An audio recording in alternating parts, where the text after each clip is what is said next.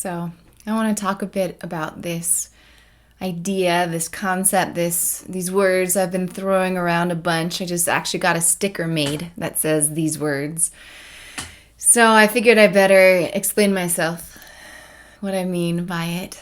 So the words are: when you arrive in love, no boundaries are needed. Yeah. When you arrive in love, no boundaries are needed. So this one has been coming through the past months.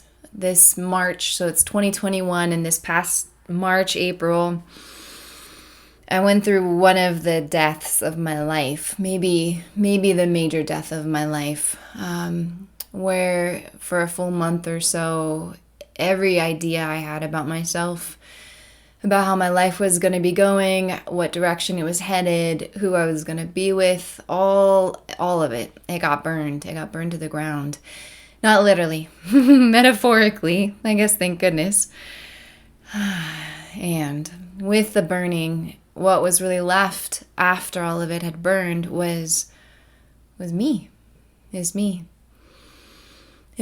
in my light, without all the ideas, constructs, ideas. I said ideas twice, probably because it has a lot to do with ideas. The ideas I had of who I was, who I am, what I'm here for, what I'm not here for, just all of it. And in the burning process, part of what I started to really feel was that this concept, this idea of boundaries, which is something that I've taught myself even. I've been taught it. I've taught it for years. In my whole Coming Home to Self workbook and curriculum, there's the whole section on boundaries, right? Healthy boundaries.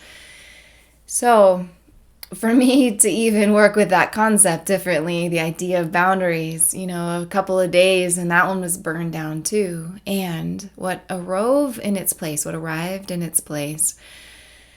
is power, is so much more powerful. So I'm going to do my best to speak through what I found and see if I can communicate it in a way that you get, that it makes sense to you, that you can feel it through me, and then maybe also feel it for yourself.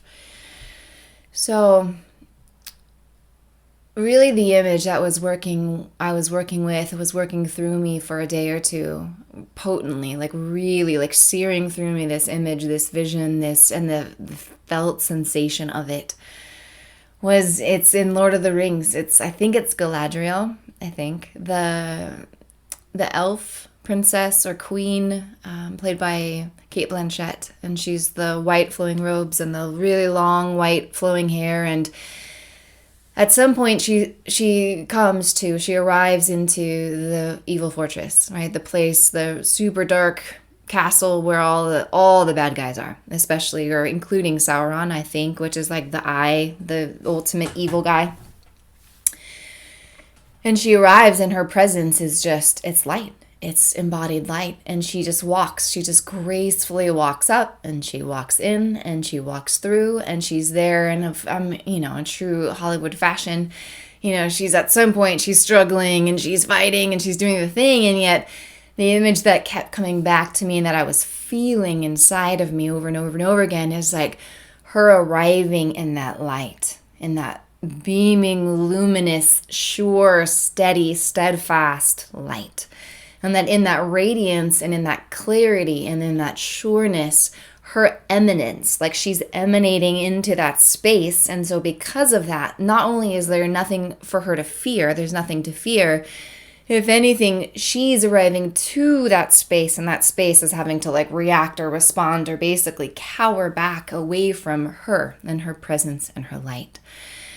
So that image and that felt sensation inside of me was searing through me for a couple of days, where I was just feeling it so potently, where in that place of radiance and full ownership of my light, my power, my beaming myself, just luminous, radiating out around me, what I found in that was that all these ideas or places in my life that I had been holding a sense of a rigid boundary, which was way more thought-based and way more also flimsy in so many ways. It was like, it took me so much energy to maintain the boundary, right? I noticed that there's something happening and all of a sudden, for me, I'm like, I don't like that. Here's a boundary. That's a no. And then I have to like maintain this boundary. So with all of it, that idea and that sensation of the holding of the boundary and the rigidness of the line, and then also what I could feel was sort of a flimsiness of that too, where if I was going to have to defend that line or that boundary, I'm going to have to really put more energy into it. And in the space of love that was developing within me, that I was saying yes to every single moment, every single day, even deeper, even fuller, was the most clear sensation of why would I ever waste my energy on any of that? Well, it just was so clear. It's like, oh, that's just such a waste of energy. Really, it's the arriving in my presence of love that shifts and changes all things around me to be able to either mirror and reflect back my light, or also exist in some sort of a contrast that does not diminish my light. It doesn't threaten my light, because no things can until and unless I say that they can. So, a really painful experience of mine came up as well. And it was maybe 8 years ago, something like that, where it was, I think, Easter. And my mother-in-law at the time, I was a staunch vegetarian at the time, and I have to love and honor the me that I was back then and the tools that I was working with, and coming from a history and a background that I really heavily identified with my wounds, with being wounded, with coming from a childhood that was really, really hard for me. And so lots of compassion for myself. And in this space of transcendent love, of this radiant love arriving, I was shown this experience of Easter where she brought meat raviolis, and I felt so betrayed. I had said no. I had said no meat. And she brought it, and she had them in my freezer, and she was planning on cooking them. And at the time, for me, that was a huge no-no. I felt so disrespected. I felt unheard, unseen, disrespected, completely in my own home, right? So no matter what the story or it's not about ravioli, right? It's about the dynamic, the interpersonal and personal internal dynamic of where that brought me. Where that brought me was I'm betrayed in my own home. I'm disrespected. So for me, my fire, my fierceness, my ability that I'd been cultivating to show up in my really clear yes and really clear no, and put a boundary out, draw the line, and then basically escort that energy out of my home that arrived, that showed up. And all sorts of pain ensued. It brought her to her deepest wounds, and it was awful. It was really, really painful. It was a really painful interchange, a really painful afternoon. It went really poorly. And so in this reclaiming of love that I've been going through this year, and especially in about a month or two ago when this image was just working its way through me, I got the image of what it would have been like for me to be Galadriel, to be the white luminous queen in that situation, and how much love I could have brought, and how much kindness and understanding, and how for me in some ways it cost me nothing. It really, my wounds thought that it was about, they played the story that it was about my disrespect. It was about me needing to have a line, a boundary. And in this cleansing, this deep washing of love that has been happening in me, through me, as me, that I say fully yes to, I got it. I saw it. I felt it. What it would have been like had I been able to show up as that love, as that beaming, radiant love, and where it costs me nothing. And if anything, it fills me fully to give and arrive and show up as that and to offer it. And how it could have been a really deeply, deeply a gift, deeply healing, an opportunity for healing for her, for me, for us.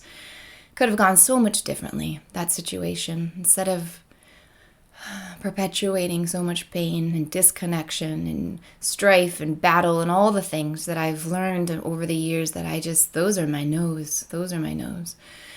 More and more, my yes is love. My yes is luminous radiance. More and more when I live in that love, that beaming, full love, the big L love. I also call it the big L love, which is source love, right? Infinite divine love. It's the love that is all around us. It's all within us. And it's in every space and place.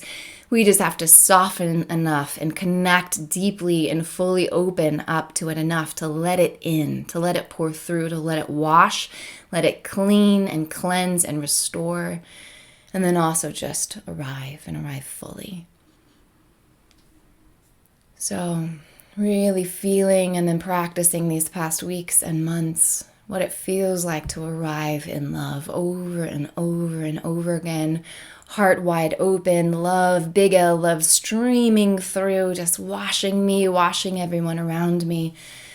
And now when I'm in that love, when I'm in that space, not only are no boundaries wanted or needed, it's like the archaic past. It's like dinosaurs, which I love and I still learn from. And in this work of owning, acknowledging, loving, hearing, learning from, learning with, and then also releasing, letting go, all of it, I feel restored. I feel complete. I feel whole, and I feel radiant. And so remembering that when we arrive, when I arrive, fully in my love, big L love, again, kindness, compassion, understanding, acceptance, inclusion, witnessing, right? Because it costs me in my beautiful, radiant sovereignty nothing to offer all of that. Not only does it not cost me anything, when I'm really doing it, when I'm really in that space of love, I am being filled from the inside out.